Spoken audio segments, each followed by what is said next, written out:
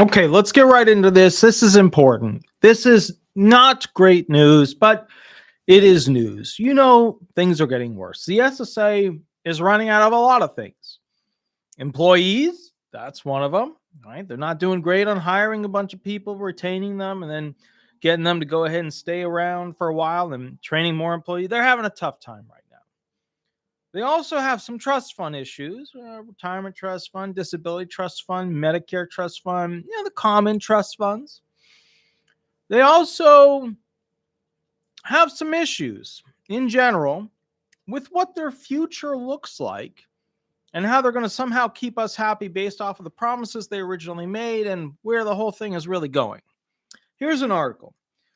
Fool.com, Social Security is running out of money, but here's an even more urgent concern for retirees by Keith Spites. March 10th, 2024, 6:03 a.m. It's a good article. Let's get into it real quick, kind of give you my 2 cents on it. Article says 2 time bombs ticking and one has less time on the clock. You work your entire career and finally retire. At long last, it's time to enjoy your golden years. Life should be smooth sailing, right? That's the ideal plan. However, the reality is that things can and usually do get in the way. Unfortunately, 2 huge issues are steamrolling toward a collision with America's senior citizens. Social Security is de facto running out of money, but there's an even more urgent concern for retirees because something is running out of money before retirement is, which is a Class 5 no bueno. All right. It's no secret, reading from the article here, that there's a ticking time issue with Social Security. The popular federal program has 2 separate trust fund accounts in the U.S. Treasury. The Old Age and Survivor insurance trust fund pays Social Security benefits for retired workers and their survivors. And then, of course, the Disability Insurance Trust Fund pays Social Security disability benefits. Both trust funds will soon be depleted. How soon? Now, remember, they originally said 2034 for retirement benefits. They said that's when it's going to hit the fan and the trust fund will run out and they're going to get around 75 to 78% of what their check would normally be. That's what they said. And then it came out with 2033, right? Okay. And I said, now, I don't think these, and I'm just going to be honest with you on this. I don't think the older people that work at the SSA realize what the limitations of my generation actually are when it comes to paying for the retired. We're effed on student loans. We can't follow the same path of making more and more money. It just doesn't exist anymore. We got rid of manufacturing jobs. Well, you guys did. And we got rid of middle management making good money. So now it's just like a bunch of like middle and executives and none of those middle management positions. So to be clear, when there's not enough people and the jobs aren't paying enough that they should, and the industries aren't there to begin with, and the process by which to create a better economy just it's not in the plan, right? It just ain't in the plan. Then what happens is we unfortunately get stuck with this situation, which is that the trust funds will unfortunately become depleted because we can't cover all those retired people, all those boomers. We can't cover it. It's just not going to happen. Smartest thing you could do is forgive student loans so that these younger professionals can actually go make bigger money, make smart investments, and just keep making more and more money that gets taxed. But no, those smart older people who put all these amazing, incredible student loan slavery ideas out there, oh God, they just want to hold on to them because you know what happens? If they can keep Americans paying those student loans, yes, sir. Yes, sir. They will be shit out of luck when it comes to their retirement. That's the reality. That's the reality. You can hate me for saying it. You can say pay your own bills, but we can't. We can't. You just, I get it. Oh, just figure it out. Figure your shit out. And if I had 500,000 in student loans. I'm now just under 300,000. Okay. My student loans cost more than probably some of you made in most of your years working. Just to clarify, just to understand it. Okay. All right, cool. How soon? Oh, yeah, by the way, here comes the bad news. How soon the Nonpartisan Congressional Budget Office, CBO, projects that the OASI trust fund will run out of money in, drumroll please, 2032. Not good. They said 2034. I said 2033. They came down to 2033. And I said, but realistically, it's going to be worse than that. We're probably going to see it around 2030. Now they're coming down to 2032. Okay. And this is going to continue to drop because my generation cannot cover your butt. We can't. We can't afford your retirement. We can't even afford our student loans. We can't afford houses. My generation does not have this covered. Okay. And remember, we did this under the leadership of you guys. So if we screwed this up, I don't want to be the one who throws stones here, but y'all were shitty leaders and you didn't manage any of this and you sent all your production overseas. And now you have major other nations competing against us where their kids study all day, work at manufacturing plants, and basically do all the stuff we should be doing. Hey, it is what it is. I mean, sure, there's some stuff that we shouldn't, but, it is what it is. You wanted to have a great economy that could afford your retirement benefits. Well, you're going to have to figure out how to pick something that makes a great economy, because at the end of the day, just to clarify, retirement, Medicare, disability insurance, all of those require an incredible economy to continue the funding. If you don't have a great economy, the whole thing collapses, because these are first world problems. And first world problems have to have a great economy to fix them. If you don't have a great economy, then the first world solutions become first world problems. But you guys knew that. The CBO predicts that the DI trust fund, disability insurance, will be exhausted in 2052. 2052 for SSDI people, Social Security disability insurance people. That's not too, that's out there. You can throw a ball real hard into the future of the timeline. 2052, not worried. Okay.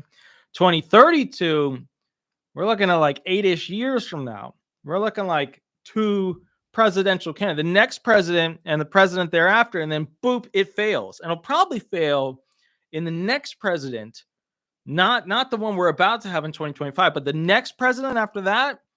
And I'm telling you, and look, let's just be honest here. If Biden didn't win the next presidential election, he's too old right now to be doing the job as it is. So he's definitely going to be too old, essentially 4 years in 2029 when they have the next election cycle, right? So he's out, right? If he doesn't win this, he's out. He's done. Trump, if he gets in, right, he's in that territory where he's getting too old, all right? So if he doesn't get in, he might run. If he does get in, that's his second term. Then he's got to pick somebody else. So we know we're getting somebody new, right? Probably in 2029, in which case this whole thing will collapse and they'll have to deal with it because they're just not doing a good job of dealing with it right now. Although the 2 trust funds are separate accounts, Congress will likely dip into the DI trust fund to help pay retiree and survivor benefits once the OASI trust fund runs out of money. That's a real fancy way of saying, with acronyms, that they're going to take the disability people's money from SSDI benefits and shove it into the retired people's money, which is not going to last because the SSDI trust fund is very tiny compared to the retirement trust fund. So they're going to have to basically drain that SSDI trust fund, the Social Security Disability Insurance Trust Fund, just to help retirement last a little bit longer. So not a good situation. And it gets worse every year that we don't make a fix. That won't help much, however. If the 2 trust funds were combined, they would both run out of money in 2033, which is just not good. It's not good, right? So if the retirement will run out in 2032 and the disability insurance will run out in 2052, then if we took all the disability insurance trust fund and we put into the retirement trust fund, the whole thing would still fail within 1 year. 1 year of the retirement trust fund running out without any assistance from the DI trust fund. Bottom line, and remember, we haven't actually gotten to the really bad news yet, so just keep it settled. Keep it held in there. Hold it in there. We're getting to the good part, okay? The bottom line, and you know what it is to me, like when I look at this stuff and I see how the numbers are shifting, because I've been reporting on this for a while, but what happens is this. The things that I talk about that people say are fear-mongering and how dare you bring them up and why don't you just put a positive spin on them? Because there's no positive spin to this shit. It's the same shit, just worse every day. Like, have you guys noticed there's no fix? And remember how, like, okay, so let me give a little detail here, okay? When President Biden says nobody's going to nobody's going to touch Social Security benefits, if you don't touch them, it fails. So like when everybody's like, yes, pump that arm up, yeah, right? State of the Union address, rah, right? The problem, just to clarify, is that to not do anything means complete destruction of the trust funds for many, many, many reasons. So before you're like, right? Now on the other side, you got Trump, who put in like a very hyper aggressive, commissioner who did a lot of things that I didn't like. So look, if you want my honest opinion, neither of them are good for Social Security benefits. One of them offers not doing anything, and the train will literally go off. It will go off the entire hill. It will go into the Great Canyon, and it will just be terrible.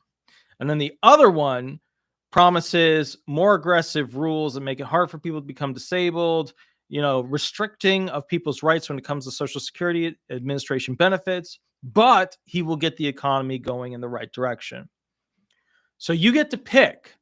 One does nothing. We keep going down this route, or the other one makes it worse, but we have a better economy, so we'll live a little bit longer. All right. So here's the deal. Okay.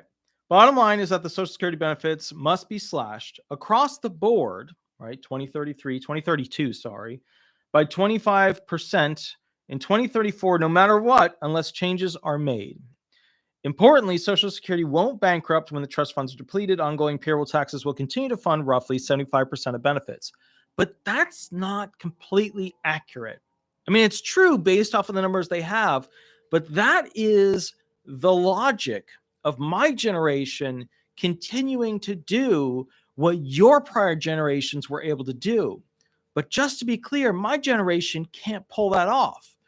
We just can't. We have all these student loans. Cars are really expensive. Insurance is insane. We just can't afford to achieve and do these amazing things like your generation did because the jobs aren't there and the money isn't there, right? Because to be fair, the economy for a lot of people who were voting was never like the main thing because we had it good. Everything was good. Everybody was like, this isn't going to get bad. And we can give and we can give. And now everybody's like, well, we're 34 trillion in debt. We're funding a Ukraine war. We're funding an Israeli-Hamas war. Where does it, do we have the money for this? And then we get into that. And I don't know if you guys have noticed, but now all these NATO nations are sending troops over there. Now, when you send troops over to Ukraine, official troops, and it's NATO, that means World War III. Like, and you can say it quietly and just be like, yeah, we're like France. We're just going to send some troops over. It's going to be cool. Nobody worry. But it's World War III. That's what it is. That's what it is. When you have that many nations across that large of an area creating troops to battle, and these are all first world nations, it's World War III. That's what we're going into. That's what it is, which is not bad because it will help fund our economy. It will boost things. Okay. Other than, of course, it being horrific that war is evil and terrible and really has no purpose in the modern era. Just saying, it doesn't. Think about it. But tell me why Ukraine-Russia war makes sense. Anybody. Oh, you didn't want nuclear bombs on the front line of Ukraine. Okay, fine. Okay, but who cares? They're everywhere now. A submarine could do that same thing from miles away. All right, now we get to the bad news. And it is Sunday night. I got to wake up early for Monday because I have to write quite a few things on Monday. All right, the more urgent concern. What could be more urgent than steep benefit cuts for every Social Security beneficiary just a decade away? There's also a ticking time issue for Medicare. And it has less time on the clock than Social Security does. The Medicare Board of Trustees projects that the Hospital Insurance Trust Fund, which helps pay for Medicare Part A benefits, will be exhausted by 2031. And that reflects an improved scenario. In 2022, the trustees predicted that the Medicare program would become insolvent in 2028. Just to be clear, this is going to go up and down.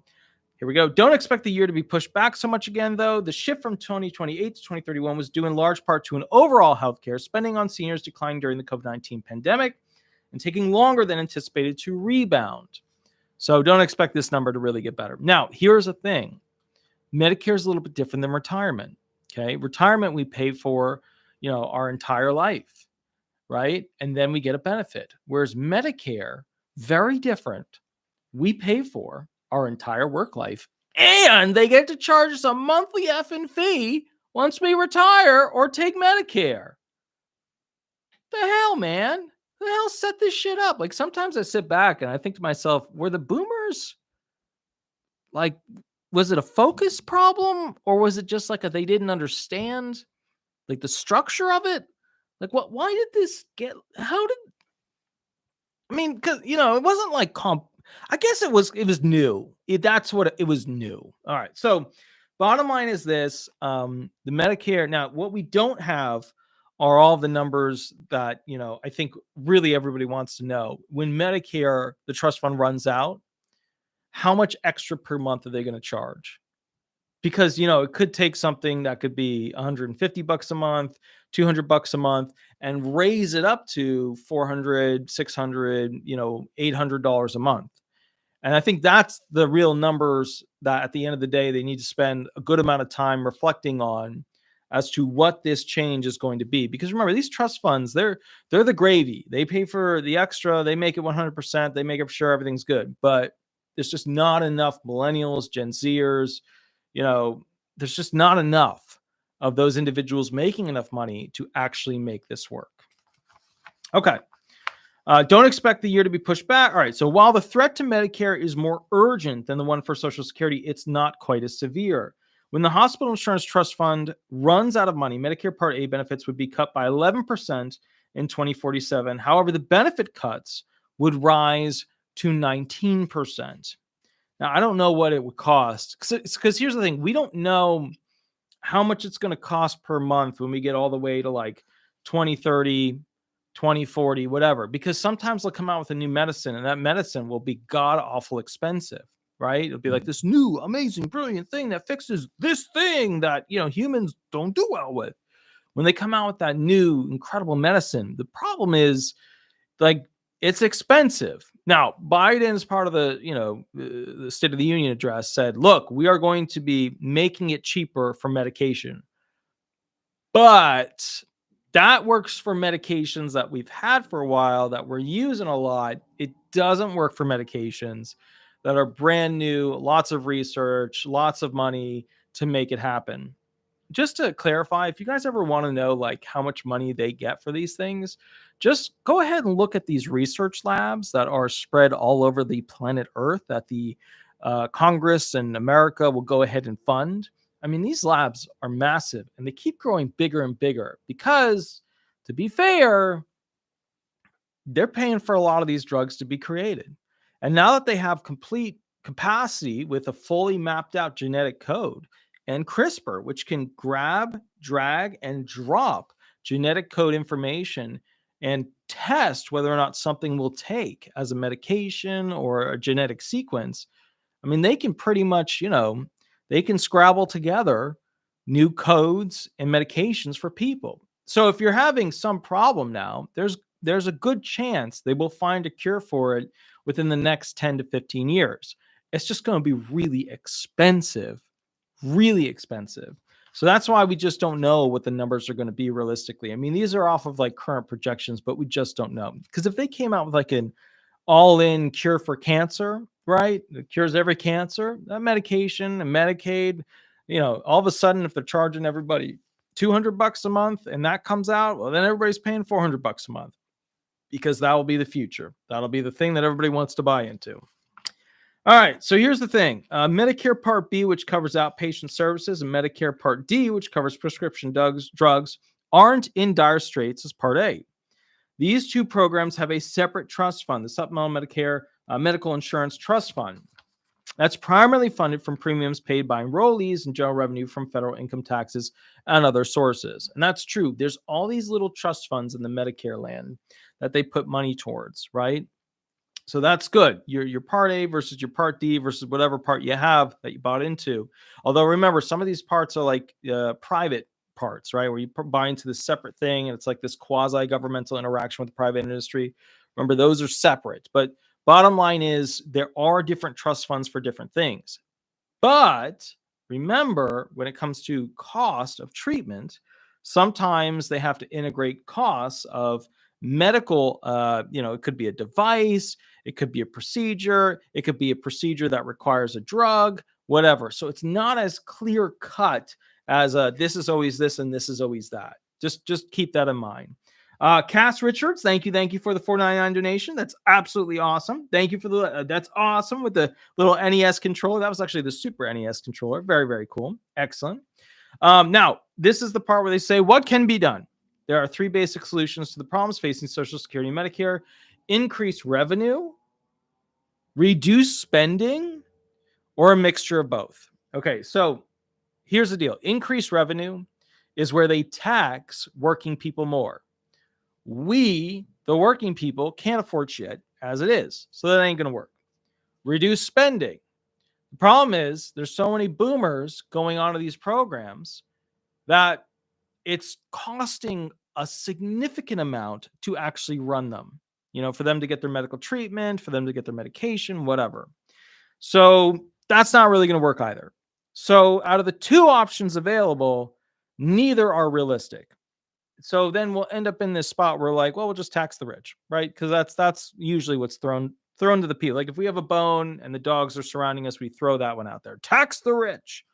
America is progressive. Tax the rich, right? Okay. The federal government could shift more general revenue to help fund Medicare. That's an option too. And potentially do the same for Social Security. This, however, would mean less money for other government priorities, such as Ukraine. And remember, they're only sending troops with all these other NATO nations over there because Ukraine lost. They lost, right? They lost. The only reason they've been able to like hang on this long and exist this long is because they lost. They lost. Russia beat them. And we kept shoving more and more tech their way, which they were able to, glue things together and tape things. And then, once in a while we'd see, oh, it sunk this Russian ship or took out this column of tanks or whatever, and blah, blah, blah. We wouldn't be sending troops over there, or well, the NATO, America hasn't gotten there yet, but they will. We're not sending troops. Well, they are sending troops because essentially Ukraine is losing to the point where they don't have any hope. And the whole idea here is if you're going to make a mess, if you're going to make a messy mess, if you're going to have spaghetti, have it outside. And outside means Ukraine. And that is the reality that you just don't hear about on the news. Now, the federal government could shift more general revenue, right?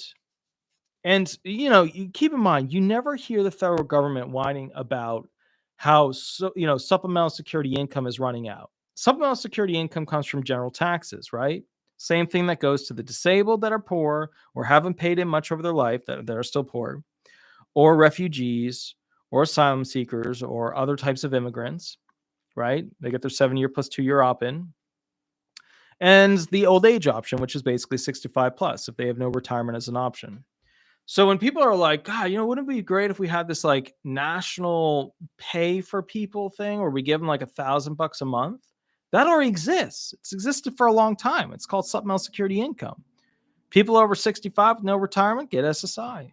People who are disabled but haven't worked enough or never worked in their life, they get SSI. Refugees, asylum seekers, some immigrants, they get SSI for 7 years plus 2-year upper. We already have that. We just don't have it for American citizens that don't fit into those categories. That's the kicker. That's the real, oh my goodness. All right.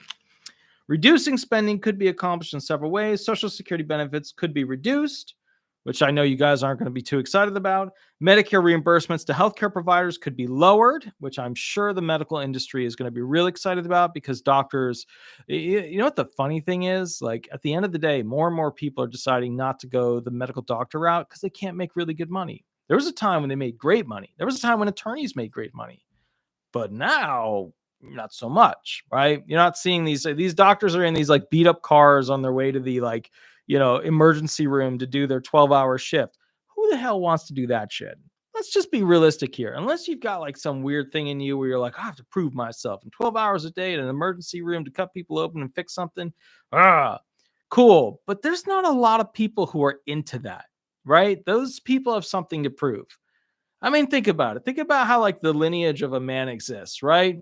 A man is born as a child, as a boy, and then they grow up, and then they get to a point where they start saying, I would like to be a man. And then they get into that age group where they're saying, I am a man and I'd like people to see me as a man.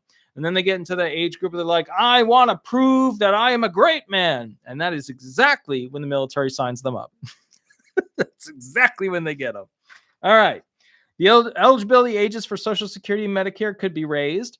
Let's just screw over everybody under 40, right? That seems like a great thing. That's why I always say the boomers are going to stab all these younger generations in the back the moment it hits the fan.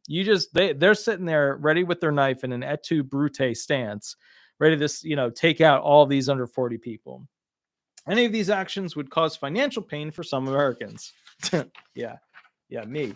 All right. So with that said, politicians don't want to incur the wrath of voters negatively impacted by the necessary solutions to fix Social Security and Medicare. That's why it's called the third rail. Nobody touches it in politics because they know they'll pass. Changes will likely be on the way sooner or later. I guess we've been saying that since 1980s.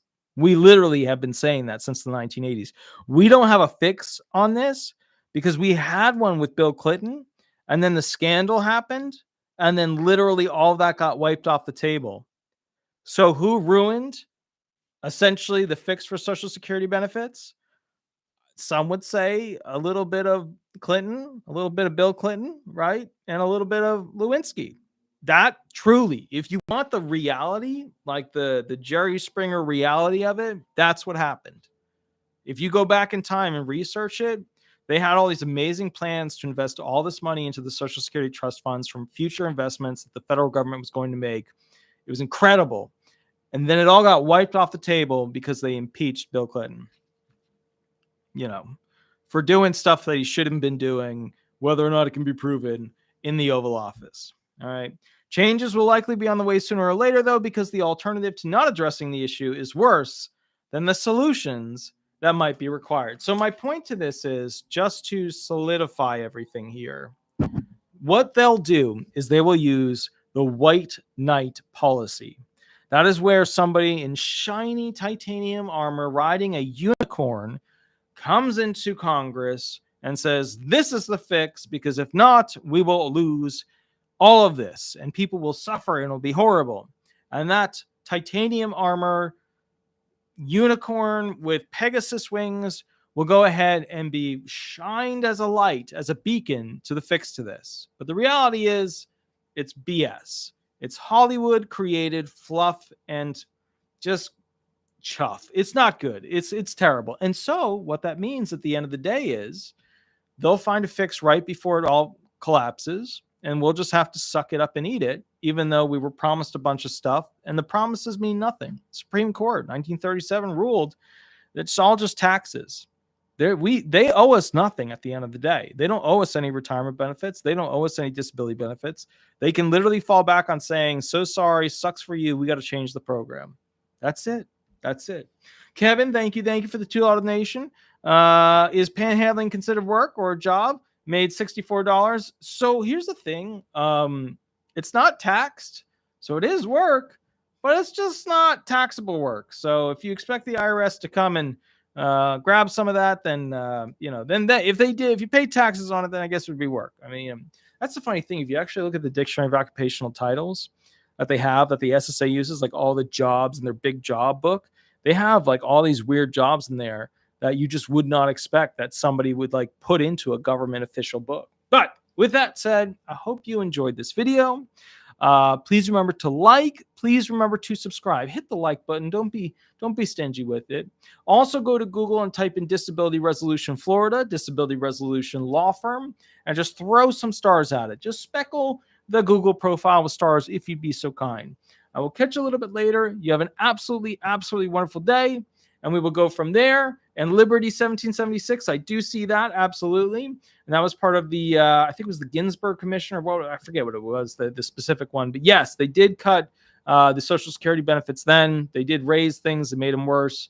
And now they're going to do it again. I will catch you guys at the next video, which is about how people steal your Social Security benefits. I'll see you soon in about 5 to 10 minutes. All right, I'll catch you later. Bye-bye, everybody. Bye-bye.